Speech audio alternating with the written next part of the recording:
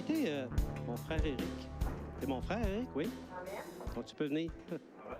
Cette semaine, Éric, mercredi, a donné un sujet de prière, en toute simplicité. Et puis, ça m'a inspiré, et c'était en lien avec le message de ce matin. Alors, j'ai pensé que la meilleure personne pour l'exprimer à nouveau, c'était lui. Donc, si tu peux nous exprimer ce que tu as énoncé mercredi à la réunion de prière. Merci. Merci Seigneur pour cette grâce que tu me donnes d'encore parler de ta part. Puisse toi seul nous parler et que je me taise. Au nom de Jésus. Amen. Donc, mercredi, nous étions à l'unité de combat. Et c'était spécial, c'était beau, le retour. Et nous avons, par la grâce de Dieu, eu une parole. Donc, dans la Bible, je vais, sous l'autorisation du ministre régent, donc le lire dans Néhémie. C'était dans le livre de Néhémie au chapitre 4. Je vais lire ça rapidement, pour faire court. Donc, Néhémie, nous connaissons l'histoire en tant que chrétiens, c'était un des chansons auprès d'un roi. Et il a appris que les murailles de Jérusalem avaient été dévastées, détruites. Et il a eu à cœur de retourner à Jérusalem pour aller rebâtir les murailles. Et le mercredi, quand nous étions là, la parole c'était Dieu a suscité une vision pour le Saguenay, donc Ever, à l'instar de Néhémie, pour rebâtir l'église qui est en lambeaux, les murailles du temple de Dieu en lambeaux. Et nous allons voir ce qui s'est passé dans Néhémie 4, au verset 1. Donc, lorsque Sambala apprit que nous rebâtissions la muraille, il fut en colère et très irrité. Il se moqua des Juifs et dit devant ses frères et devant les soldats de Samarie, à quoi travaillent ces Juifs impuissants? Les laissera-t-on faire? Sacrifieront-ils? Vont-ils achever? Redonneront-ils vie à des pierres ensevelies sous des monceaux de poussière et consumées par le feu? Au verset 3, Tobija l'ammonite était à côté de lui et il dit qu'il rebâtisse seulement. Si un renard s'élance, il renversera leur muraille de pierre. Donc là, on voit Néhémie est revenu, il commence à rebâtir. Mais là, lorsqu'il vient rebâtir, tout de suite, l'adversité s'élève. L'adversité s'élève. Et le premier niveau d'adversité, c'est que on va les laisser faire, mais ils iront pas loin. Parce que juste un renard qui va se lancer sur la muraille elle va s'écrouler. On va aller au verset 6.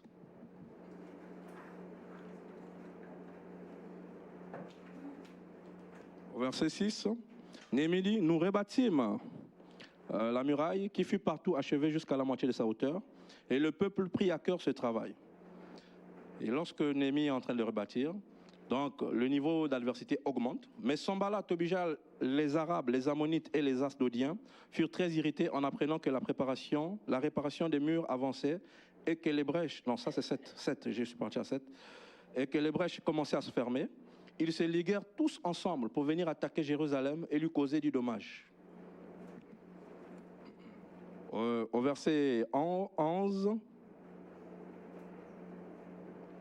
et nos ennemis disaient, ils ne sauront et ne verront rien jusqu'à ce que nous arrivions au milieu d'eux. Nous les tuerons et nous ferons ainsi cesser l'ouvrage. Au verset 15, c'est la conclusion. Lorsque nos ennemis apprirent que nous étions avertis, Dieu anéantit leur projet et nous retournâmes tous à la muraille, chacun à son ouvrage. Donc vous voyez qu'à chaque niveau que le travail avançait, l'ennemi augmentait aussi l'intensité de l'adversité. Mais heureusement que la victoire a été du côté du peuple de Dieu et ainsi il en sera pour Ever. Donc pour finir, juste la petite conclusion. Voilà. Néhémie, la victoire a été remportée malgré Dieu avec eux, mais les genoux à terre. C'est ça le travail d'Ever pour que ça avance. Amen. Amen. Il a dit ça et ça a comme mis une confirmation dans mon cœur sur le message que je vais amener ce matin, dont le titre est « Se tenir à la brèche ». Se tenir à la brèche. Donc, on va explorer ça avec beaucoup d'attention ce matin et on va ouvrir nos esprits. Et quoi de mieux pour ouvrir nos esprits que de demander au Seigneur de l'ouvrir et de le garder bien ouvert? On va simplement prier Jésus. Seigneur, ce matin, nous sommes réunis non seulement pour t'adorer, mais aussi pour entendre ta parole. Ton Saint-Esprit a des propos à tenir à nos cœurs, à nos oreilles. Et tu veux nous parler, Seigneur, alors je prie que nos cœurs soient complètement ouverts, que nos intelligences soient synchronisées avec le Saint-Esprit, afin que nous puissions comprendre le dessein de Dieu pour chacun personnellement, pour l'Église, pour la région, la province, notre pays. Nous le demandons dans le beau nom de Jésus. Amen. Se tenir à la brèche, c'est une expression typiquement biblique. C'est assez rare qu'on voit ça dans les journaux, hein? On ne voit pas dans les journaux « un tel ministre s'est tenu à la brèche ». Mais dans la Bible, on voit ça souvent. Et c'est une expression qui veut dire, somme toute, qu'il y a un trou dans le système de défense. Pardon. Qu'il y a, ou encore, il y a une ouverture dans l'intégrité d'une structure, une brèche. Par exemple, une brèche dans une muraille qui est supposée protéger la ville va faire entrer les bêtes sauvages. Et les ennemis vont voir le trou, ils vont dire « Ah ah, on va pouvoir entrer et faire du dommage ». Et souvent, les brèches exposent même la sécurité de la communauté qui bénéficie de la muraille. C'est beau avoir une muraille, mais si elle est remplie de brèches, la communauté est en danger. Une brèche dans un mur ou dans une toiture, ben c'est un peu la même chose, hein? Il y a une perte d'intégrité dans la structure. Il y a un trou dans le mur. Je pense que personne n'aime ça avoir un trou dans son mur, hein? Ou dans sa toiture. Parce que quand il pleut, si le trou est au-dessus de la chambre à coucher, c'est, comme on dit, c'est fatigant, c'est inconfortable. On ne veut pas de brèche dans nos maisons. On ne veut pas de brèche dans nos toitures. Donc, une brèche dans la foi, c'est la même chose.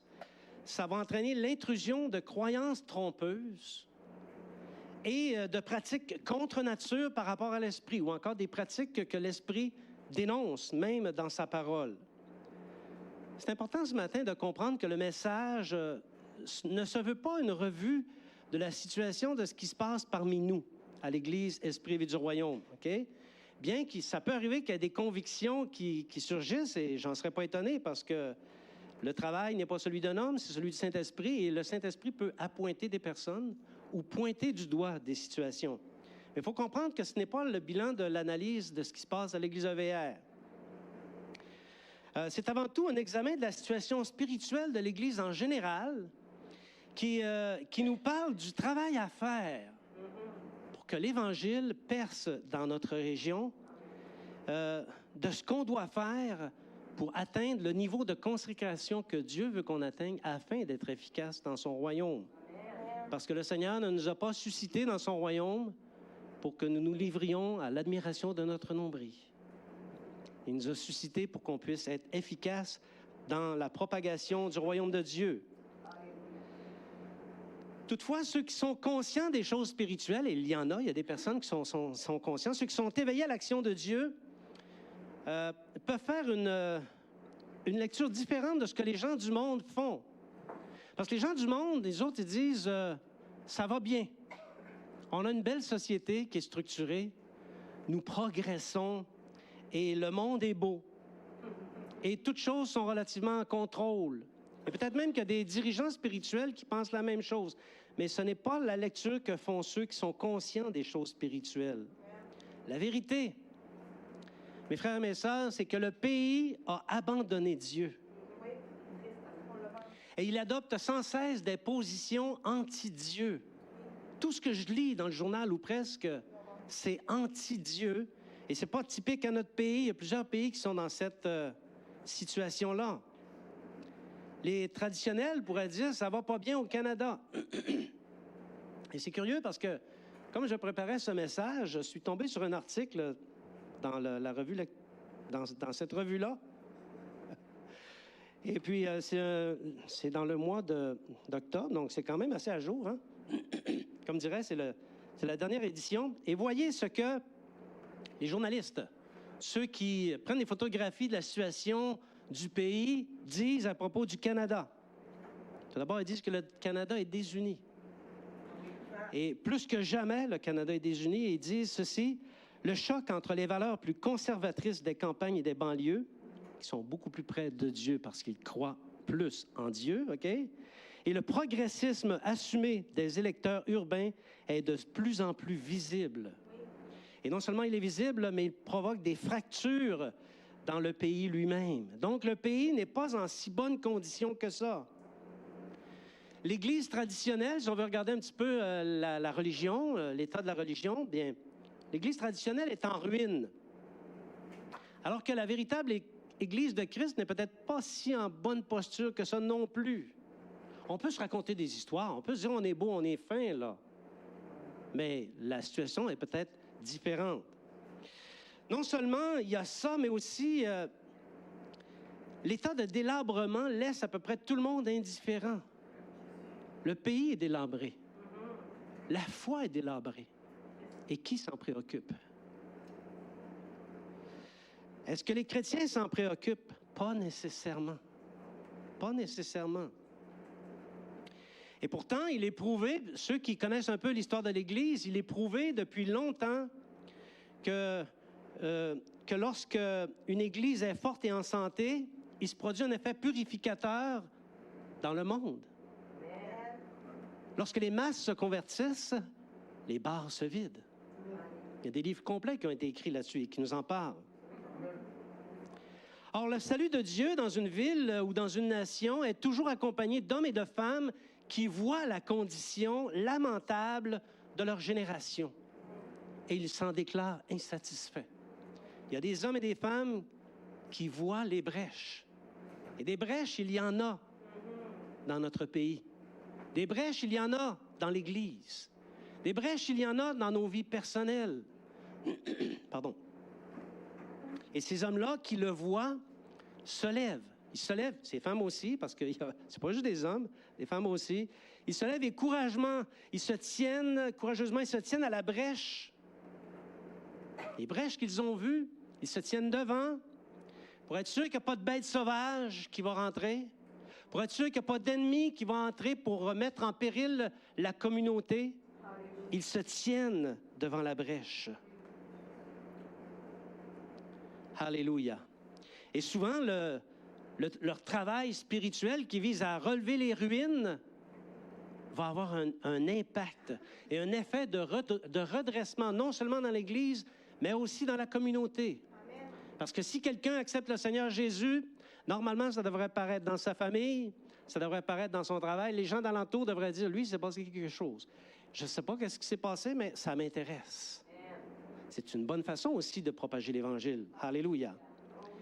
Dans la réalité, Dieu est toujours à la recherche de ces hommes et de ces femmes courageux pour se tenir à la brèche dans leur nation, se tenir à la brèche dans leur Église, dans leur famille, et pour amener la bonne nouvelle du salut aux hommes, parce que c'est ça la volonté de Dieu. La volonté ultime de Dieu, c'est amener la bonne nouvelle aux hommes et les détourner du feu de sa colère qui se révèle contre eux. Parce que la colère repose universellement sur tous les hommes qui n'ont pas fait l'expérience de Dieu et elle repose universellement sur tous les peuples qui ne marchent pas dans la fidélité. Je vous emmène dans le passage d'Ézéchiel et ce matin, c'est pas mal là-dedans que ça va se passer dans le livre d'Ézéchiel. Chapitre 22, versets 29 à 31. Ézéchiel, chapitre 22, versets 29 à 31. Donc, le prophète parle au pays, il dit « Le peuple du pays se livre à la violence. Commet des rapines, c'est des vols, des rapines, opprime le malheureux et l'indigent, foule l'étranger contre toute justice. Je cherche parmi eux un homme qui élève un mur et qui se tienne à la brèche devant moi en faveur du pays, afin que je ne le détruise pas. Mais je n'en trouve point. Je répandrai sur eux ma fureur, je les consumerai par le feu de ma colère. Je ferai retomber leurs œuvres sur leur tête, dit le Seigneur l'Éternel. » Personne qui cherche Dieu, personne qui voit les brèches et personne qui se tient à la brèche pour empêcher les bêtes sauvages et les ennemis d'agresser la communauté. Le livre d'Ézéchiel, ce n'est pas un livre qui est jeune, c'est un livre qui a été écrit, en tout cas, il couvre une histoire là, à peu près de 593 à 571 avant Jésus-Christ.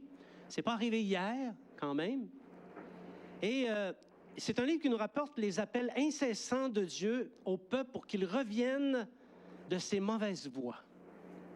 Et les appels de Dieu pour que le peuple revienne de ses mauvaises voies, ça, c'est continuel. Même aujourd'hui, il y a des appels de Dieu pour que le peuple revienne de ses mauvaises voies. Comme la plupart des livres prophétiques, le livre d'Ézéchiel est difficile à lire. Ça demande un cœur assez solide. Pas nécessairement une capacité à comprendre, mais un cœur solide. Parce que Dieu exprime vraiment sa colère. Et il contient toute la gamme des émotions de Dieu, et Dieu les communique sans partage et sans ambiguïté. Il communique également les menaces qui pèsent à l'encontre du peuple qu'il est sur le point de châtier. En fait, le châtier même sévèrement. Quand on regarde le déroulement, l'accomplissement prophétique, Israël a été châtié sévèrement. Et quant à Ézéchiel, qui était un contemporain du prophète Jérémie, l'un était d'un côté, l'autre était de l'autre, l'un était dans la diaspora, l'autre était encore à Jérusalem, lui était issu d'une famille de sacrificateurs, donc il était conscient. Il y avait une certaine conscience des transgressions que le peuple faisait par rapport à la loi de Dieu.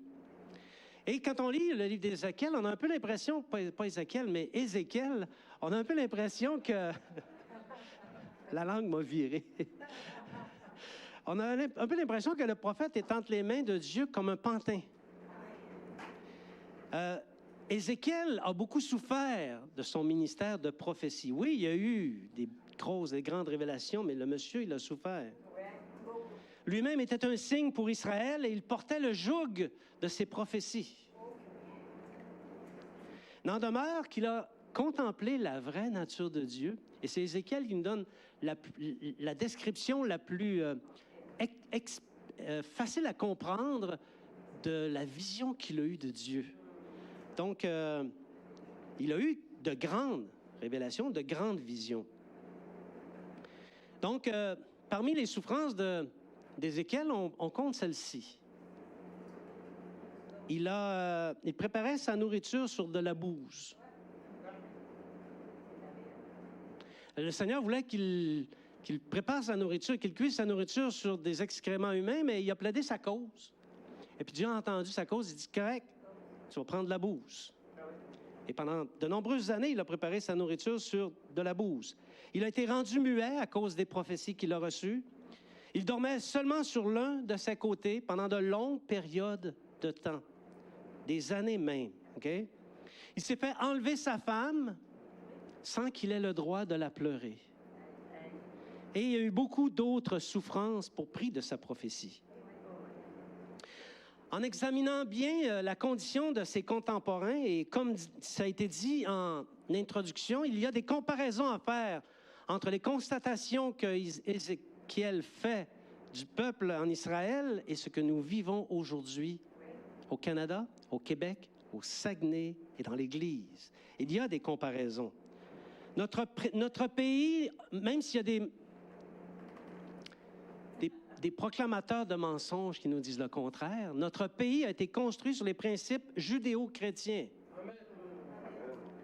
Bien, il est en train de se faire détruire par l'intérieur. L'ennemi ne vient pas de l'extérieur, il vient de l'intérieur. Et l'Église n'a que peu de puissance. Et la question se pose, qui se tient à la brèche? On ne va pas demander la réponse tout de suite, mais on s'en va vers là. OK? Dieu trouvera-t-il parmi ses disciples des hommes et des femmes qui se tiendront à la brèche pour relever la maison de Dieu dans notre coin de pays? Et nous allons parler des choses sans nous raconter d'histoire. Je vais dire les vraies choses. On va considérer les choses selon les manières de voir de Christ, et non pas selon les manières de voir de mon intelligence ou de mes yeux ou de mon entendement ou de ma compréhension, parce que mes yeux sont atteints de myopie spirituelle. Il m'est difficile de considérer les choses comme Dieu les considère. Mais lorsqu'on fait un bilan, une analyse, il faut regarder comme Dieu regarde. J'ai dit que notre pays était en perdition. Peut-être quelqu'un ici ne me croit pas. On va regarder ça ensemble, OK? C'est pas nécessaire de tomber dans le manque de sagesse. Le manque de sagesse dit, bah, les jours d'autrefois étaient meilleurs. En les années 70, c'était les belles années. 60-70, là, ça, c'était les belles années. Non, la Bible dit que c'est pas sage de parler de même, OK? Mais il faut constater qu'au plan spirituel, nos péchés progressent comme peuple. Les péchés du peuple se multiplient dans le pays, devant Dieu. Et quiconque connaît Dieu un peu, comprend et voit que cet état de fait entraînera tôt ou tard une réponse de la part de Dieu. Il va envoyer l'un ou l'autre de ces 4 grands jugements, ou les 4 en même temps. Vous les connaissez tous maintenant, les 4 grands jugements? Vous êtes capable de les nommer? Le premier? Pas tout. Juste ça, laisse la chance aux autres, Audrey. L'épée, qui a dit l'épée? C'est moi? OK, donc l'épée, la peste, la famine, les bêtes sauvages, et voilà. Et ça correspond aux 4, l'ouverture des 4 premiers sceaux du livre de l'Apocalypse, les 4 cavaliers de l'Apocalypse. Donc, tôt ou tard, le Seigneur va envoyer un ou des cavaliers pour régler le problème de la multiplication de nos péchés. Et c'est ça. Donc, sans cesse, notre pays promulgue des lois anti-Dieu. Je ne sais pas si vous avez remarqué, mais les ennemis de la foi se multiplient d'année en année. C'est devenu de plus en plus difficile de parler du Seigneur. En apparence, le pays laisse entrevoir que tout le monde est libre, que tout le monde a le droit de parole et qu'il fait la promotion des droits et libertés, mais au fond, examine comme il faut, il muselle ceux qui pensent autrement, notamment les vrais serviteurs de Dieu qui ne peuvent plus dire la vérité comme ils pouvaient le dire autrefois. Quelle loi le pays n'a-t-il pas édictée pour légaliser, promouvoir et protéger ceux qui s'adonnent à des pratiques infâmes? Et vous voyez, je ne les nomme pas. C'est même un crime de dire des choses qui vont à l'encontre de ces pratiques. Et bientôt, très bientôt, les prédicateurs de justice seront empêchés de parler de ces choses-là. Et pourtant, nous prêchons que la vertu de l'Évangile. Chose certaine, le pays cède ses acquis et ses certitudes aux tenants du progressisme, parce que c'est comme ça qu'ils appellent ça, hein? Le progressisme, alors que dans la réalité, c'est du dégénérisme. Le mot n'existe pas, mais je l'ai inventé. Il était nécessaire que je l'invente, donc je l'ai inventé. Dégénérisme, qui s'oppose au progressisme. Les lois du pays. Examinons la science un peu. C'est intelligent, la science? Bon. À la fin du 18e siècle, les Occidentaux civilisés ont vendu les principes de foi. On n'est pas les premiers à faire ça. Ils ont vendu les principes de la foi aux docteurs de l'erreur, dont M. Darwin était le chef de file. Et ne voulant plus entendre parler de Dieu, ils se sont donné un système de science fondé sur l'absurde. Il ne faut pas réfléchir beaucoup pour voir les erreurs qu'il y a là-dedans. Là. OK? Et ça, ils se sont donné ce système-là parce qu'ils ne voulaient plus entendre parler de Dieu. Selon ce système, parlons un peu de l'absurde, et vous allez voir, vous dites, ah non, moi je ne suis pas là-dedans. Non, non, on est plus là-dedans que vous le pensez, OK? Selon ce système absurde, le néant engendre de lui-même la matière. La matière donne la vie aux organismes, et les organismes évoluent jusqu'à produire des hommes comme vous et moi. Et selon eux, le hasard, loin de produire ce qu'il a toujours produit, c'est-à-dire le néant, faites des expériences avec le hasard. Vous allez voir, ça mène à nulle part. Je connais personne qui a fait des trouvailles extraordinaires en faisant les choses par hasard. Hein? Ça a conduit vers le néant. Amen. Ou le chaos. Donc, selon eux, le hasard serait à l'origine de tout ce qui est complexe. Tous les segments de la science, la chimie. Quand vous avez été à l'école, la chimie, c'est quelque chose, hein? C'est compliqué, la chimie. Les mathématiques, c'est compliqué. Puis même après avoir terminé mes cours, j'étais juste au commencement là, de ce que c'est la vraie mathématique. La physique, les lois de la physique, la biologie, ce sont des sciences extrêmement intelligentes et complexes. Mais selon eux, tout ça, c'est arrivé par hasard. toute connaissance, tout ce que nous étudions et qui demande de l'acharnement et de l'intelligence, tout ce qu'on peut même imaginer, tellement le fondement est intelligent, serait, selon eux, le produit du hasard. Ces gens-là, je suis convaincu, si un jour ils marchaient sur la planète Mars et qu'ils trouvaient un iPad, ils diraient « Oh, que le hasard fait bien les choses! » C'est une évolution qui fait ça. Ouais, c'est ça. Ce système qui est sans cesse contredit par les nouvelles découvertes, si vous suivez un peu la progression de la connaissance, c'est constamment contredit par les nouvelles découvertes.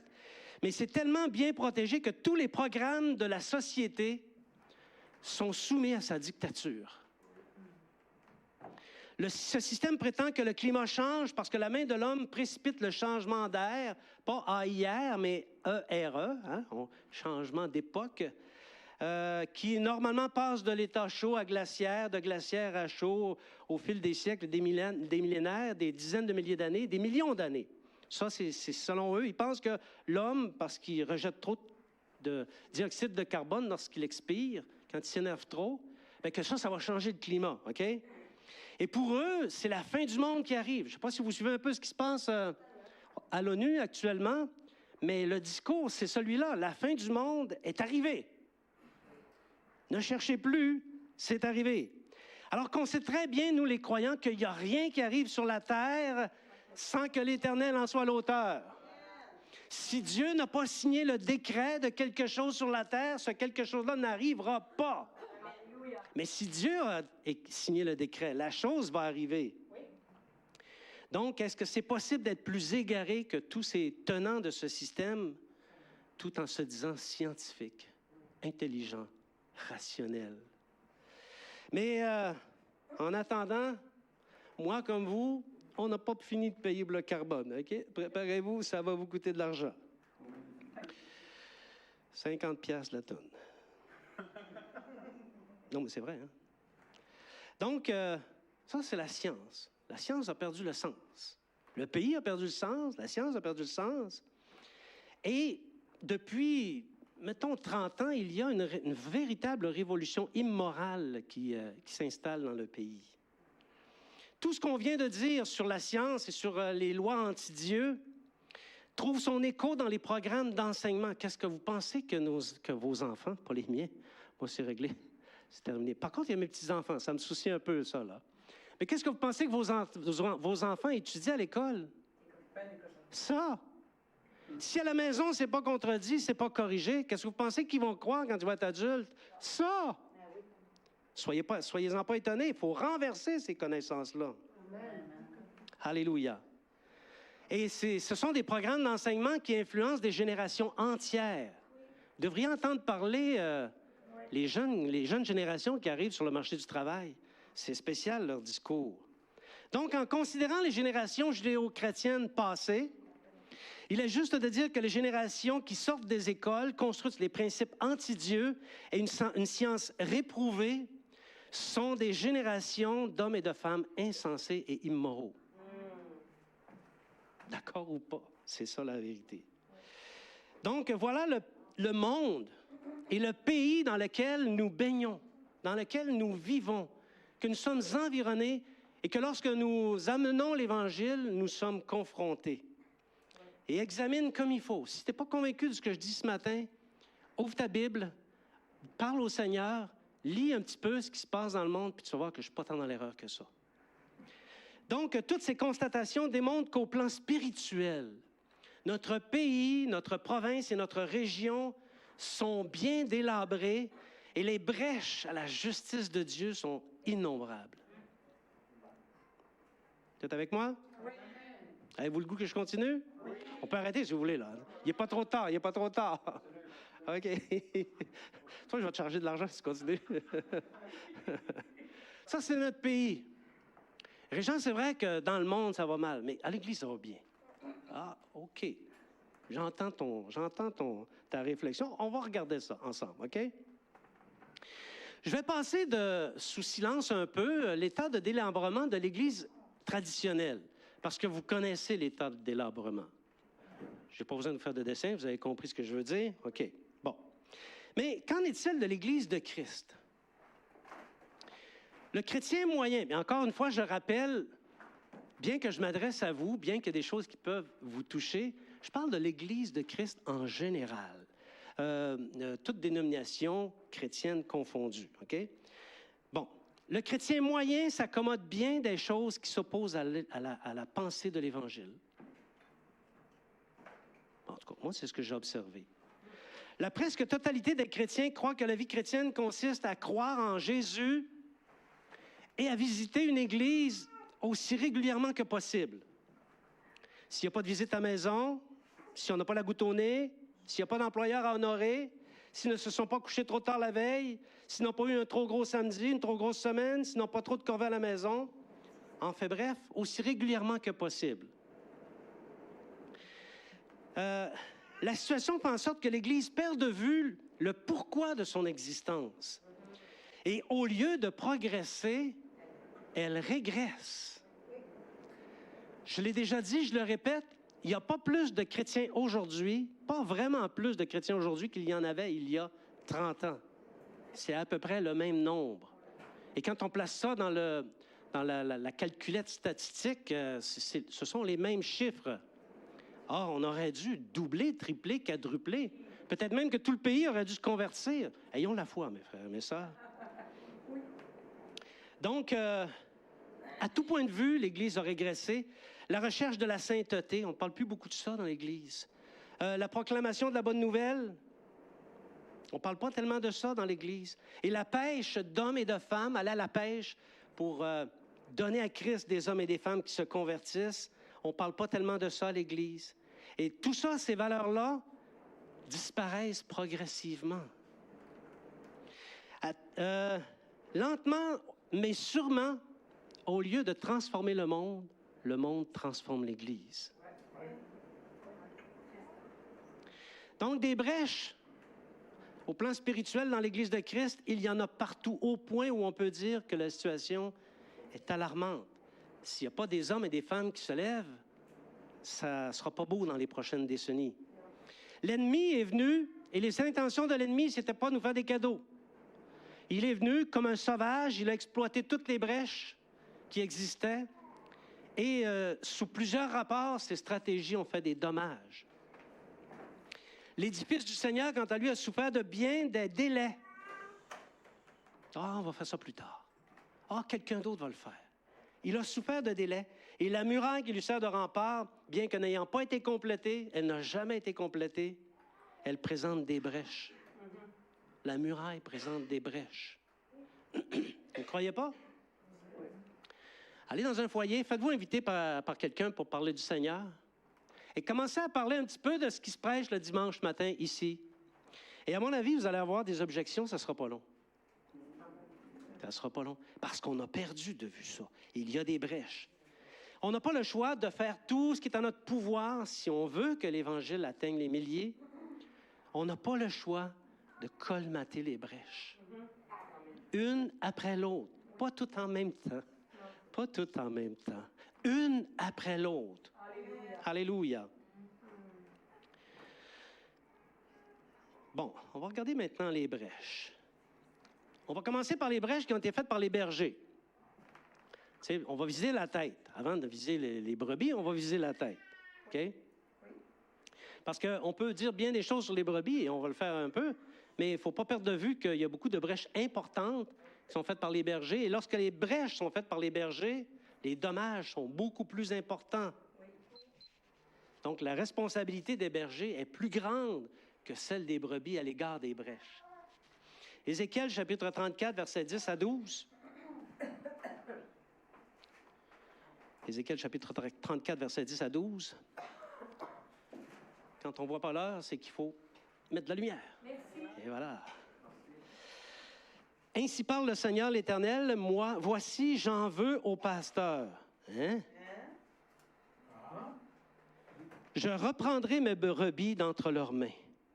Je ne les laisserai plus paître mes brebis, et ils ne se paîtront plus eux-mêmes. Je délivrerai mes brebis de leur bouche, et elles ne seront plus pour eux une proie. Car ainsi parle le Seigneur l'Éternel, voici, j'aurai soin moi-même de mes brebis, et j'en ferai la revue. Comme un pasteur inspecte son troupeau quand il est au milieu des brebis, de ses brebis éparses, ainsi je ferai la revue de mes brebis et je les recueillerai de tous les lieux où ils ont été dispersés au jour des nuages et de l'obscurité, ce qui correspond pas mal au jour dans lequel nous sommes présentement. Bon, première brèche qui est importante du côté des bergers, le mercenariat. C'est un mot que j'ai inventé, encore une fois. Mais à ma grande surprise, Word ne m'a pas dit que c'était une erreur. Ce qui me laisse sous-entendre que pour le moment, il existe, OK? Le mercenariat, c'est-à-dire la pratique de ne pas se... T'encaisses le chèque, mais les brebis, tu t'en soucies plus ou moins. Parce que ton centre d'intérêt, c'est le chèque. Ce sont les bénéfices et les avantages que tu peux tirer de la congrégation. Okay? Ça, il n'y en a pas beaucoup. Mais c'est un phénomène qui existe. Okay? Ces gens-là, les mercenaires, bien, prêcher la vérité, bof. Chercher à sauver des âmes, oh, bof. Prêcher la vertu de l'Évangile, oh, bof. Le mercenariat. Est-ce que vous avez vu ça dans les églises? Moi, je l'ai vu plus qu'une fois, OK? L'intransigeance, la brèche de l'intransigeance, parce que c'est une brèche. C'est loin d'être une qualité, OK? Beaucoup de bergers ont été mis en selle par des autorités ou des mouvements duquel ils sont issus. Et les bergers, au lieu d'avoir recours à la houlette de la parole de Dieu et le secours du Saint-Esprit, ils recourent au bâton. Et ils frappent les brebis.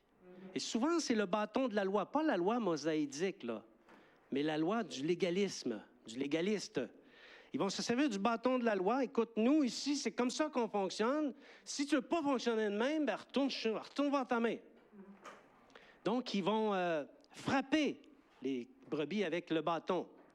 Combien de chrétiens mal en point ont été jetés dehors des églises? Je ne ferai pas lever la main ce matin. Mais il y en a plusieurs ici, OK? Plusieurs ici qui ont reçu des coups de bâton dans les églises et qui ont été jetés dehors des églises parce que les bergers se sont montrés intransigeants sans comprendre le dessein de Dieu ou les sollicitations du Saint-Esprit. Donc, voilà une brèche sur laquelle il faut travailler. L'usurpation d'autorité, autre brèche. Combien de bergers ont perdu de vue qui est le propriétaire de la maison? Jésus. Ils l'ont perdu de vue. Christ est celui qui détient toute l'autorité sur l'Église. Est-ce que tu crois ça? Oui. Alors, si tu crois ça, dans une situation qui concerne l'Église, tu devrais faire appel à Christ. Amen. Est-ce qu'il y a une situation qui concerne l'Église dans ton cœur? Fais appel à Christ. Amen. C'est lui le propriétaire. C'est lui le maître de la maison. Oui. Alléluia. Nul berger ne doit perdre de vue que c'est Christ le premier. Alors, au lieu d'honorer leur maître, bien des bergers se comportent comme si le maître, c'est eux. Les bergers sont coupables de bien d'autres brèches. Par exemple, le manque d'amour fraternel. Ils demandent aux autres d'avoir de l'amour fraternel, mais eux-mêmes n'en ont pas. L'amour envers les perdus, les abus relationnels. C'est épouvantable. Ça fait des dommages épouvantables dans l'Église. Les abus de pouvoir, les blasphèmes, parce que des fois, il y a des choses qui sortent de la bouche des bergers, tu te dis « Waouh, c'est solide ça, là. » Les adultères, la méchanceté. Tout ce que je viens d'énumérer, là, si vous regardez dans les 30 dernières années, les bergers s'en sont rendus coupables. Oui. Tout autant des brèches qui autorisent les bêtes sauvages à venir bouffer les brebis. Les ennemis à pénétrer dans la maison et faire des victimes. Et des victimes dans les églises, dans l'Église de Christ au Saguenay, dans les 40 dernières années, il y en a eu, bien-aimés. Mais voici ce que déclare le Seigneur, et c'est ça qu'il faut garder à l'esprit. Ézéchiel, chapitre 34, versets 15 à 16. C'est Dieu qui parle, et il dit ceci, « C'est moi qui ferai paître mes brebis. C'est moi qui les ferai reposer, dit le Seigneur l'Éternel. Je chercherai celle qui était perdue, je ramènerai celle qui était égarée, je panserai celle qui est blessée et je fortifierai celle qui est malade. » Ce qu'il est en train de nous dire, c'est que c'est Christ qui va aller chercher ses brebis. Et les brebis qui ont été maganées par les bergers ne sont pas nécessairement en bon état.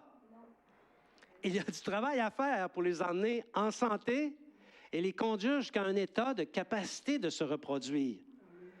Donc, c'est ça que ça nous dit ici. Mais Dieu va le faire. Parce que c'est sa bergerie. Amen. Bon, là, vous avez eu beaucoup de plaisir. On a malmené un peu les pasteurs. On va parler des brebis maintenant. Les brèches provoquées par les brebis.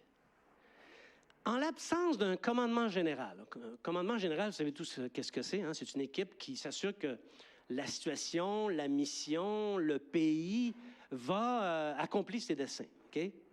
Donc, en l'absence d'un commandement général satisfaisant dans l'Église, il y a des brèches de toutes sortes qui se sont installées dans les agissements des brebis. Les brebis ne se sont pas montrées clean non plus. Ézéchiel, chapitre 34, 16 à 22. Donc, Régent, tu es pas mal inspiré d'Ézéchiel le matin. Tu as un bon sens d'observation. Je te félicite. Ézéchiel, chapitre 34, versets 16 à 22. Et vous, mes brebis, ainsi parle le Seigneur l'Éternel. Voici, je jugerai entre brebis et brebis, entre béliers et boucs. Est-ce trop peu pour vous de paître dans le bon pâturage, pour que vous fouliez de vos pieds le reste de votre pâturage? De boire une eau limpide pour que vous troubliez le reste avec vos pieds? Et mes brebis doivent paître ce que vos pieds ont foulé et boire ce que vos pieds ont troublé? C'est pourquoi ainsi parle le Seigneur, leur Seigneur l'Éternel. Voici, je jugerai entre la brebis grasse et la brebis maigre. Tout va bien? Oui. Je jugerai entre la brebis grasse et la brebis maigre, parce que vous avez heurté avec le côté et avec l'épaule et frappé de vos cornes toutes les brebis faibles jusqu'à ce que vous les ayez chassées. Je porterai secours à mes brebis afin qu'elles ne soient plus au pillage, et je jugerai entre mes brebis et brebis.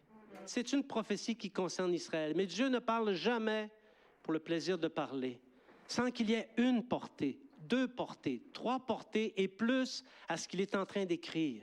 Et il y a dans ces passages des messages pour l'Église du Dieu vivant, l'Église qui écoute ce message ce matin. Donc, je l'ai dit, l'état général de la bergerie est inquiétant. Les brebis s'autorisent toutes sortes de choses qui ne plaisent pas à Christ. Toutes sortes de choses. Autant de brèches à colmater si on veut voir la gloire de Dieu. Colmatons les brèches. Christ pourvoit son Église de bon pâturage. La bouffe est bonne. Et les pâturages, ce sont les belles œuvres à accomplir, les révélations et la croissance en nombre et en maturité. Ça, c'est un beau pâturage. Mais les brebis, ils jettent le piétine. Piétine, c'est pâturage. Christ pourvoit des belles eaux pures, les eaux de la parole de Dieu, une parole vivifiante et aussi le don du Saint-Esprit, afin que nous puissions vivre par lui. Mais des brebis, ils jettent le trouble. Donc, regardons ces brèches avec un cœur honnête. Non comme la brebis qui donne de l'épaule ou qui donne des coups de corne, mais comme la brebis qui veut jouir des pâturages et être désaltérée par des eaux pures. Amen. Les commandements. Ici, il y en a pour qui ça va être une révision, parce que j'ai parlé un petit peu de ça à certaines personnes au courant de la semaine. Les commandements de Dieu, c'est ça que j'aurais dû écrire, OK? Le groupe Agapé Jeunesse du 13 septembre, désolé, toi, je n'étais pas là. Groupe Jeunesse, on a eu une discussion et une réflexion sur les 10 commandements. Qui était là?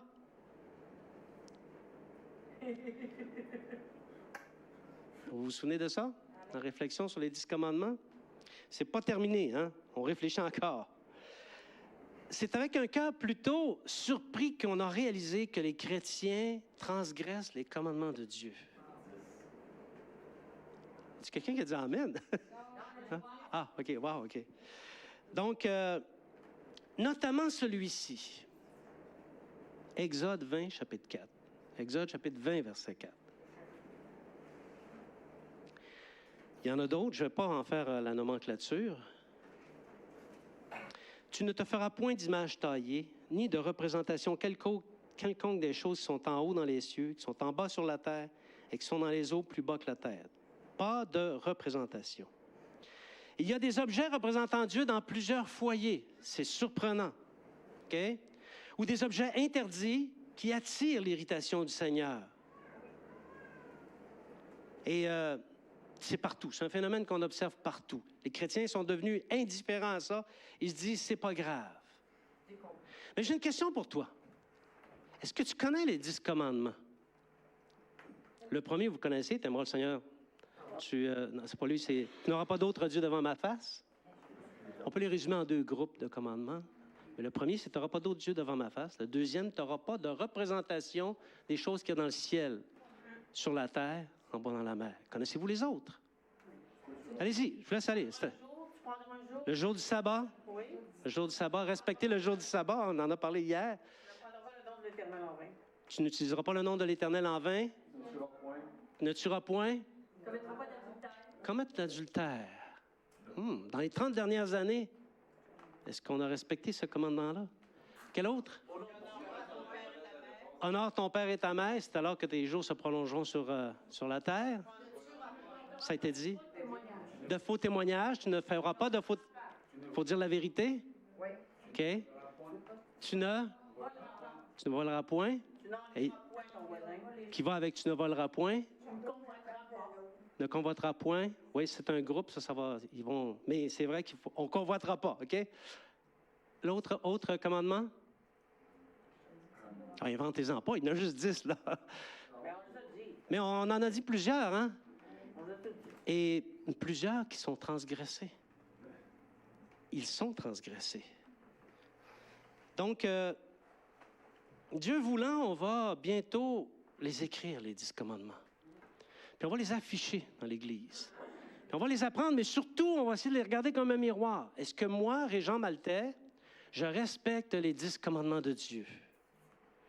Et d'ailleurs, si tu penses que tu as le choix de respecter ou pas les commandements de Dieu, j'aimerais t'amener dans un passage biblique qui n'est pas dans l'Ancien Testament. Il est dans le Nouveau Testament. OK? Dans Apocalypse, chapitre 14, verset 12, on va s'écarter un peu d'Ézéchiel.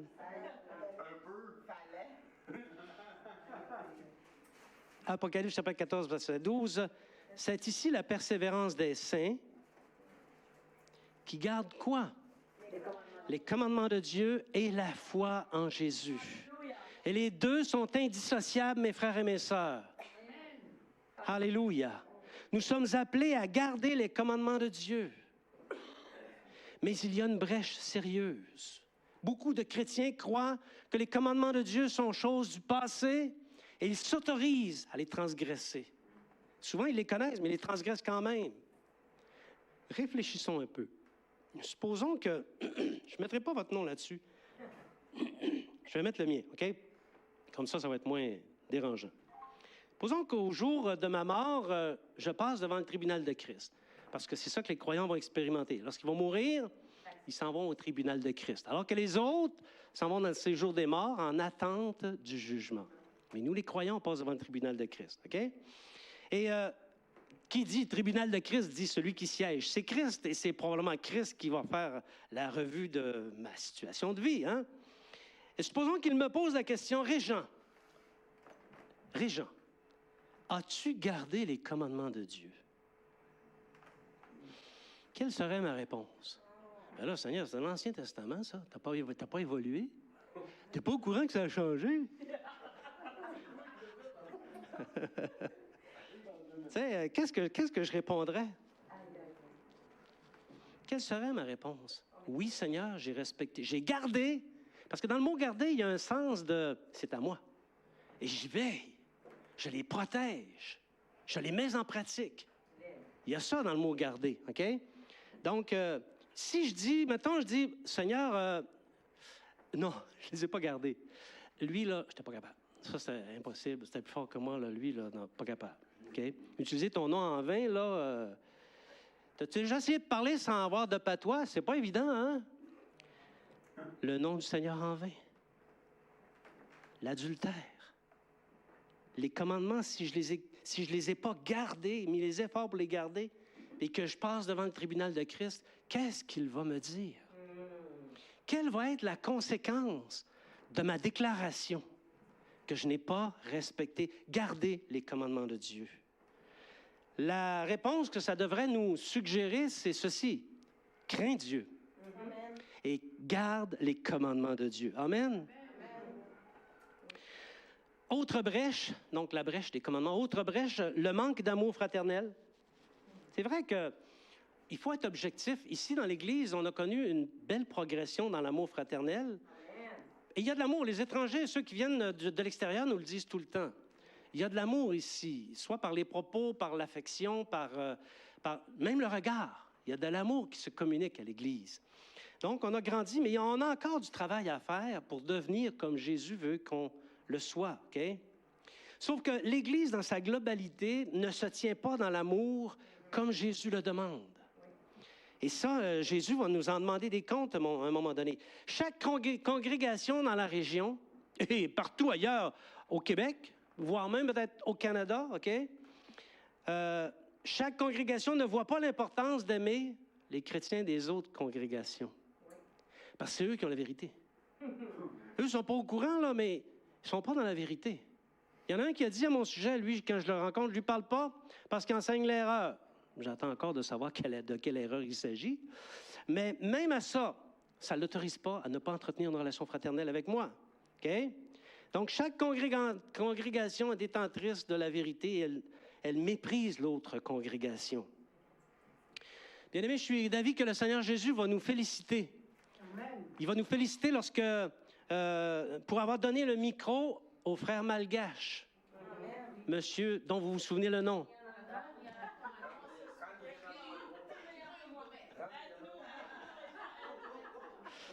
OK, c'est beau. Oui, c'est ça. Donc, il va nous féliciter de lui avoir donné le micro parce qu'il a prêché Jésus. Il a prêché des choses qu'on n'est pas habitué d'entendre. Mais comme on n'est pas les détenteurs de la vérité, on aime à croire que Dieu se sert de ces personnes-là aussi. Il va nous féliciter, c'est convaincu. Et des occasions comme ça, il va y en avoir d'autres. Alors, l'amour fraternel est important, on doit le développer. Toutefois, comme Église dans sa globalité, il y a une brèche. Et il faut se tenir à la brèche. Il faut se tenir à la brèche de l'amour fraternel. L'indifférence envers le Saint-Esprit. Écoutons, Régent, le matin, t'en lâches pas mal. Eh oui, je t'ai dit, je ne suis pas ici pour raconter des histoires. Une question pour toi. À quand remonte la dernière instruction que tu as reçue du Saint-Esprit? Oh, Régent, j'aime pas tes questions. D'une manière générale, les chrétiens sont plutôt indifférents au Saint-Esprit. Il y a quelque chose qui pointe dans mon cœur par rapport au Saint-Esprit. Ce n'est pas encore défini, mais je ressens qu'à un moment donné, on va en parler. Amen. Il y a beaucoup de chrétiens qui ne croient pas aux dons spirituels et ils ne les recherchent pas. Ou encore, ils croient, mais ils ne recherchent pas, OK? Beaucoup ne laissent pas le Saint-Esprit diriger leur vie. Non, parce que c'est eux qui sont au contrôle. Ils n'ont pas besoin du Saint-Esprit. Ils savent exactement quoi faire dans chacune des situations. Et les instructions du Saint-Esprit, ça peut les déranger. Ça fait en sorte qu'ils marchent selon les penchants de leur cœur. Parce que si le Saint-Esprit, comme chrétien, ne mobilise pas ta vie, c'est les penchants de ton cœur qui vont la mobiliser. Or, si les penchants de ton cœur mobilisent ta vie, plutôt que le Saint-Esprit, j'ai une nouvelle pour toi. Tu vas mourir. Amen. Ça, c'est un amen dur, ça, là. Tu vas mourir. Et Régent, c'est pas Régent qui dit ça, c'est la Bible. Et Régent, il croit en la Bible, donc il la prêche. Soyons sensibles au Saint-Esprit. Prenons garde à ses sollicitations dans les situations de vie, lorsqu'on est dans un souci, lorsqu'on est dans une rencontre. Saint-Esprit, quelle attitude veux-tu que j'aie? Quelle parole veux-tu qui sorte de ma bouche? Quelle œuvre as-tu à me faire faire aujourd'hui? Et s'il te dit de faire une œuvre, s'il te plaît, fais-la. Si tu entends le Saint-Esprit, tu ne fais pas ce qu'il dit, tu n'es pas mieux que l'autre qui ne l'entend pas, là. D'ailleurs, tôt ou tard, tu ne l'entendras plus, parce que tu ne fais pas ce qu'il te dit. Manque d'intérêt envers la parole. Les statistiques qui démontrent à quel point les chrétiens des églises évangéliques ne lisent pas la Bible sont préoccupantes. À tel point qu'on peut dire, sans l'ombre d'un doute, que les chrétiens ne lisent pas leur Bible. Bien, Régent, comment tu fais pour savoir ça? Bien, c'est facile. La conduite de ces chrétiens-là n'est pas en harmonie avec les Écritures, ni avec les enseignements des Évangiles. Il y a l'autre travers aussi. Beaucoup lisent la Bible, mais ils ne croient pas ce qu'ils lisent. Ah, ils vont lire leurs 3 versets par jour. Mais ils ne croient pas ce qu'ils lisent. OK? Il y a beaucoup de chrétiens qui ne font pas la relation entre la parole de Dieu et le Seigneur Jésus.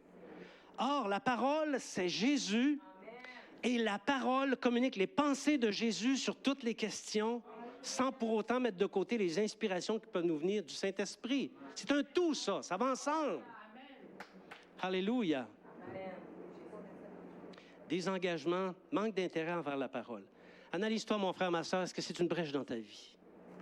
Si c'est une brèche dans la vie, tiens-toi à cette brèche, ça presse.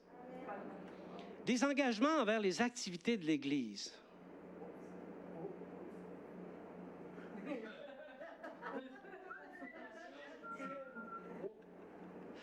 Les activités de l'Église sont plutôt désertées. Même si, honnêtement, il n'y en a pas beaucoup. Vraiment pas beaucoup.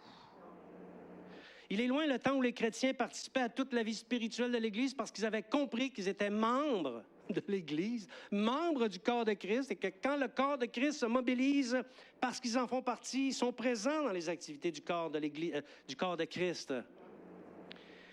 Le temps où on avait 2 réunions de dimanche matin, dimanche soir, on assistait aux 2 réunions. Une réunion de couple par mois, l'étude de la Bible du mardi, la prière du mercredi, les réunions d'affaires, les corvées, les réunions d'hommes, les réunions de femmes, etc., etc., etc. On était présents à toutes les réunions. Puis nous étions dans la joie. Et la seule chose qui faisait carburer ces chrétiens-là, c'était le fait dans la présence des uns, des autres, pour goûter que le Seigneur est bon. T'entends ton frère qui te raconte une bénédiction, puis de 2 choses l'une, tu te réjouis, ou tu dis, j'aimerais ça la vivre. Il est béni, lui. J'aimerais ça avoir ça, moi, que le Seigneur fasse ça dans ma vie, tu sais. Mais non, mais si on se tient à côté, notre vie va être mobilisée par d'autres choses. Alléluia. Aujourd'hui, les activités de l'Église sont, et ça c'est un mal de société, c'est une brèche. Les activités de l'Église sont vues comme étant facultatives. Et ça provoque le désengagement. L'Église ne doit pas être vue comme un club social. C'est loin d'être un club social, OK? Mais bien comme la partie visible du royaume de Christ sur la terre. Et ça ne se limite pas à la réunion du dimanche matin, une fois de temps en temps. L'Église, c'est le corps de Christ. C'est la partie visible du royaume de Christ sur la terre. Et nous en faisons partie, chacun individuellement, si Christ est entré dans notre vie. Toute l'Église doit participer à toutes les activités de l'Église. Est-ce que c'est compliqué? Répète ça. Toute l'Église doit participer à toutes les activités de l'Église. Chercher les détours, c'est le désengagement. Et le désengagement, à la longue, produit l'indifférence. L'indifférence produit le retrait et le retrait produit la mort. Est-ce qu'on en a même ici, dans notre milieu, qui ont vécu ce cheminement vers le bas? Notre cheminement, il devrait être vers le haut. On l'a déjà dit, qui ne progresse, régresse. Qui n'avance, recule. Une brèche à laquelle il faut travailler, frères et sœurs, l'engagement dans les activités de l'Église. Mercredi dernier, on était 6 pour la prière. Est-ce qu'on va gagner le combat? Oui. L'armée n'est pas mobilisée, bien-aimés. L'armée n'est pas mobilisée. Soyez présents aux unités de combat. On l'a déjà dit, on comprend que vous ne pouvez pas être à toutes les activités de l'Église. Au moins 2. Sélectionne l'unité de combat. Sélectionne-la. Je rêve du jour où on va avoir 2, 3, 4 unités de combat. Où 7, 8, 10 personnes vont être réunies et vont prier dans les lieux célestes. Et quand ça va arriver, croyez-moi une chose, le monde des ténèbres va reculer. Le monde des ténèbres va apprendre qu'il y a une église au Saguenay, une église qui se tient à la brèche, qui identifie les problématiques spirituelles et qui les met à terre par le nom de Jésus. Amen. Alléluia. Merci Seigneur. Autre brèche. Vous êtes toujours avec moi? Amen. L'indifférence ministérielle. Ici, c'est par rapport aux dons que Dieu fait à ses serviteurs, à ses disciples, OK? Les chrétiens sont négligents dans l'art de découvrir les dons que Dieu a placés dans leur vie. Ils ne sentent pas la nécessité de les découvrir et encore moins de les mettre en action. Or, une Église qui prétend laisser les rênes à Jésus, les rênes de l'autorité à Jésus, c'est Jésus qui mène la barque. Bien, une telle Église a désespérément besoin de tous les dons que Jésus fait à l'Église. Parce que c'est un tout. Ça va ensemble. C'est l'autorité de Christ sur la terre. Alléluia. Les dons ministériels, les dons spirituels, les dons d'opération. Et si le Seigneur vous place un autre don qui n'est pas énuméré, tant mieux. On l'apprendra et on l'expérimentera. Mais découvrons nos dons, mais surtout, mettons-les en action. Amen. Alléluia. C'est une brèche. Une brèche relative à l'indifférence envers les perdus. Ici, mettons qu'on progresse là-dedans, mais d'une façon générale dans l'Église, il y a une indifférence envers les perdus. Beaucoup de perdus ne savent pas que dans leur environnement, il y a des chrétiens. Parce que les chrétiens ne témoignent pas. Et pourtant, ils sont perdus, ils s'en vont dans le droit, là, à la place qu'on ne veut pas aller. Et on n'est pas sensible. On ne ressent pas le besoin de les retirer de la mort. Alléluia. Beaucoup de chrétiens ne se soucient pas d'avoir les gens qu'ils fréquentent venir au Seigneur. Ils ne sentent pas le besoin de parler de la parole et de la bonne nouvelle. Ou encore, ils vont être tétanisés par la crainte de parler du Seigneur parce que, il faut être honnête, ça demande un petit peu de courage. Mais ils vont être tétanisés par cette crainte-là et ils finissent par étouffer l'appel intérieur qui dit « Parle de la parole de vie. Ne te tais pas parce que j'ai des disciples dans ton environnement. Ils doivent venir à la connaissance de Christ. » Alléluia. On a parlé de ça hier. On a dit que ce n'était pas évident, mais il faut le faire. Mais on n'est pas seul. On a le Saint-Esprit, on a le Seigneur Jésus qui vient à notre aide. Une parole, une situation, une action est une porte d'entrée pour amener la bonne nouvelle. Saisissons ces portes d'entrée. Engagement vers les nouveaux. Ça, c'est une brèche qu'on a observée depuis longtemps. Depuis longtemps, OK? Parce que c'est connu, les nouveaux convertis se bâtissent tout seuls. Ils sont venus au monde avec le don d'ubiquité, c'est le don de tout savoir universellement, hein? Puis ils se bâtissent tout seuls. C'est connu, ça. Veux-tu voir un chrétien mêlé dans sa tête? Mêlé solide dans sa tête? Un chrétien qui nage dans les angoisses et les troubles de toutes sortes? Laisse-le grandir tout seul. Ça va lui arriver, c'est garanti, OK? Ou encore, une autre façon de voir les choses, c'est connu, hein? C'est au pasteur de s'engager auprès des nouveaux. On a un problème ici, parce que vous le savez, on n'a pas de pasteur. Hein? Mais on peut penser ça. C'est au pasteur à s'occuper des nouveaux. Veux-tu voir une Église s'enliser dans l'ignorance et l'absence d'amour fraternel? Laisse le pasteur faire tout le travail. Avec les nouveaux, OK? Il est de la sagesse de Dieu de faire que les chrétiens, les disciples, grandissent au contact les uns des autres. Amen.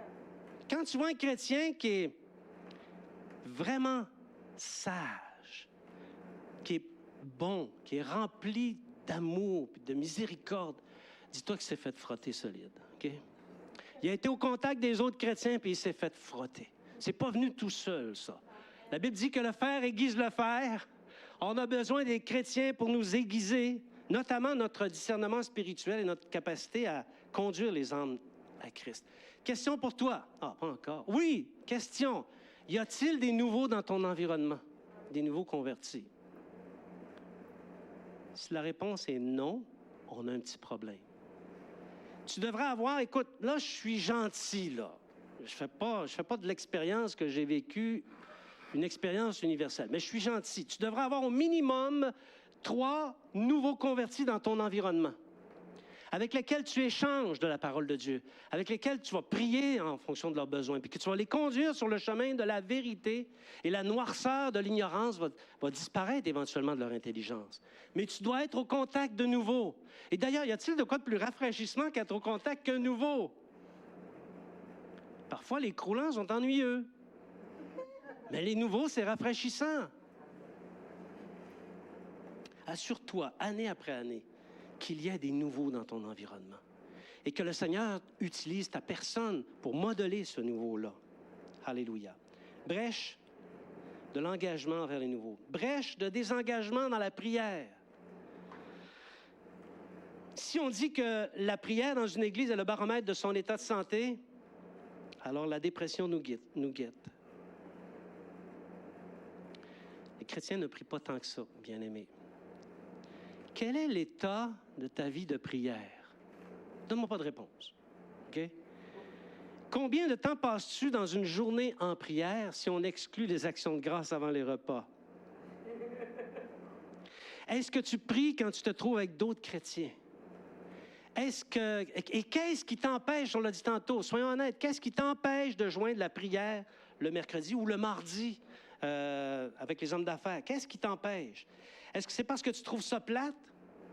J'en connais qui trouvent ça plate, la prière. Mais ce n'est pas une raison pour ne pas y assister. Est-ce que c'est parce que tu n'aimes pas la formule ne te revient pas? Est-ce que tu es d'avis que ça appartient à une élite? Ceux qui prient, c'est l'élite de l'Église. Puis moi, j'en fais pas partie. Ou encore, est-ce que tu penses que c'est une réunion facultative? Cessons de se donner des prétextes et soyons présents aux occasions de prière, pas seulement le mercredi, jour après jour, dans notre culte personnel. Il faut prier le Seigneur Jésus. Tu sais, quand le problème te frappe en pleine face, c'est le temps de prier. Mais peut-être tu aurais dû prier avant. Parce qu'on sait très bien que quand on mène une vie de prière, le Saint-Esprit nous dévoile à l'avance les choses qui sont pour se produire. Et j'aurais des expériences à te raconter là-dessus.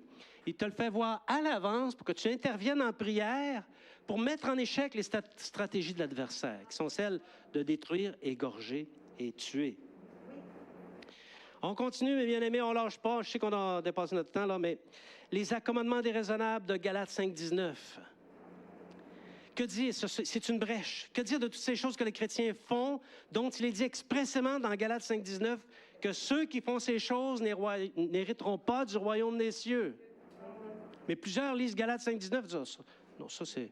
Oui, je sais que ça ressemble, mais dans mon cas, c'est pas pareil. Tu sais? Les accommodements déraisonnables avec Galates 5,19 sont une brèche géante dans l'Église du Seigneur. Maintenant, qui se tiendra à la brèche? Catherine, aurais-tu la gentillesse de donner une copie de ça à tout le monde, s'il te plaît?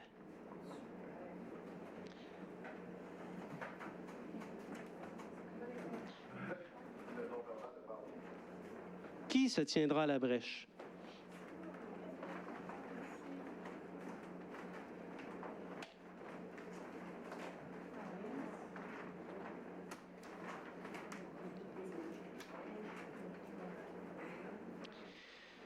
On a fait la nomenclature d'un paquet de brèches dans notre environnement, dans notre génération. Est-ce que tu es toujours d'avis que ça va bien dans le monde, puis que ça va bien à l'Église, que ça va bien dans l'Église? Si de savoir qui se tiendra à la brèche, c'est la question fatidique. Est-ce qu'il y a une chose ou des choses dans celles qu'on vient d'énumérer et discuter, ou dans celles qui n'ont pas été dites, parce qu'on n'a pas tout dit. J'en ai encore ici, Catherine. Parce que tout n'a pas été dit, hein? Vous comprenez que j'ai fait preuve de retenue. J'ai seulement qu'une heure, quelques minutes pour vous entretenir. Donc, j'ai fait preuve de retenue. Mais est-ce que le Saint-Esprit te dit, voici une brèche? Je te conscientise sur l'existence de cette brèche et je te demande de te tenir à la brèche. Est-ce qu'il n'y a pas une parole comme ça qui vient dans ton esprit en vue de colmater, fermer cette brèche pour empêcher les bêtes sauvages et les ennemis d'y entrer? Peut-être qu'il y a des points là-dedans peut-être qu'il y a des points qui ne te concernent pas vraiment, mais tu te sens sollicité pour te tenir à la brèche. C'est pas pour toi personnellement, mais pour l'Église et pour le Seigneur Jésus, tu te sens sollicité pour te tenir à la brèche. Est-ce qu'il y a des brèches pour lesquelles le Saint-Esprit te sollicite? C'est évident que le Seigneur se cherche des hommes et des femmes pour se tenir à la brèche. Il s'en cherche. Et des brèches, il y en a beaucoup. On en a fait l'énumération. Voici comment on peut se tenir à la brèche. En étant honnête et réaliste pour voir les brèches. N'utilise pas ton baromètre ou ton système d'interprétation. Utilise la parole de Dieu. Sois honnête et réalise où sont les brèches. Ensuite, prends les choses à cœur. Prends ça à cœur. Dis-toi que j'accepte pas cette brèche et je me lève au nom de Jésus. Et fais-le pour toi-même et fais-le pour le royaume de Dieu, parce que c'est à ça que Dieu nous appelle. Mets-toi dans l'obéissance. Tu peux la voir, tu peux la prendre à cœur, mais être négligent. Mets-toi dans l'obéissance. Et prie sans cesse. Prie. Jeûne s'il le faut, jusqu'à ce que la brèche soit colmatée. Et lorsque la brèche sera colmatée, tu vas le voir, ça va être le produit de ton travail spirituel. Mais même lorsqu'elle sera colmatée, tiens-toi à la brèche encore pour éviter que quelqu'un ne vienne émietter ton travail. Briser la brèche que tu as contribué à colmater. J'ai invité les musiciens ici. Ce matin, je vais vous solliciter avec ça. Je vais vous solliciter. Je vais vous demander de mettre votre nom sur... Vous ne me le donnerez pas, ça va être pour vous. Ça se passe entre vous et le Seigneur, OK? Un petit crochet à côté d'une brèche ou de brèches sur lesquelles tu t'engages devant Dieu à te tenir. Et si tous les chrétiens identifient au minimum une brèche, bien-aimée, la muraille va se relever. Et l'édifice de Christ va se construire et il va demeurer sous la protection de Dieu et dans la sécurité. Nous sommes environnés de brèches. Brèches provoquées par nous-mêmes, par les bergers, par l'adversaire. On baigne dans un pays qui a perdu tous ses repères, toutes ses vertus ancestrales. Et on baigne au milieu d'une génération qui est pourvue d'une sagesse d'insensés. Les brèches sont nombreuses dans la muraille, dans la maison, et on est environné d'ennemis. Si tu ne les as pas vus, les ennemis, c'est peut-être parce que tu es frappé d'aveuglement. Nous devons nous tenir à la brèche, bien-aimés. Je n'ai pas inventé ce message. Il est envoyé par le Seigneur, par le Saint-Esprit. Et on doit se tenir aux brèches. Les brèches de nos vies, de nos églises, du royaume de Dieu dans son ensemble. Prenons à cœur. Arrêtons de résister au Seigneur. Humilions-nous, on a vu ça là, il y a 2 semaines, humilions-nous sous la main puissante de Dieu. Et il va nous relever. Et si nous avons erré, ce qui peut arriver, si on s'est égaré en cours de route, ou si on n'a pas écouté sa voix, mais que nous recevons ou nous revenons à lui d'un cœur sincère, alors toutes les promesses sont pour nous et notre descendance. Jésus va se servir de toi. Il va t'équiper pour le travail à faire et tu vas partager avec lui sa gloire. Ne laisse pas le doute te raconter des mensonges. Ne sors pas d'ici en disant « Ouais, c'était raide ce matin, mais bon, c'en est une autre, hein, comme les autres, là. Dans 2 heures, ça va passer. » Là. Non, il ne faut pas que ça passe. Il faut que tu te sentes concerné envers les brèches. Prends ta part. Il y a une part pour chacun. Ici ce matin, prends ta part et tiens-toi à la brèche au nom de Jésus. Amen. On va se lever ensemble.